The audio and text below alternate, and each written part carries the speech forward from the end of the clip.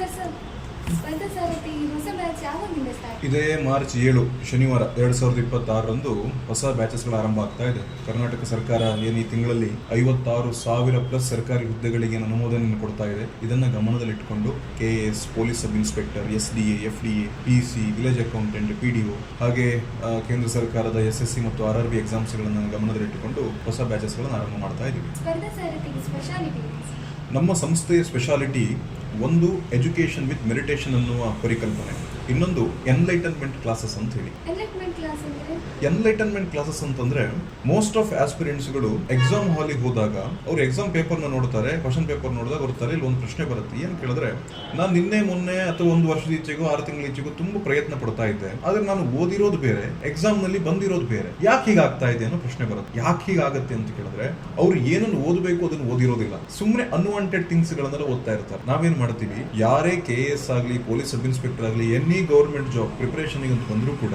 ಅವರು UPSC text book ಅನ್ನ ತಗೊಳ್ತೀವಿ.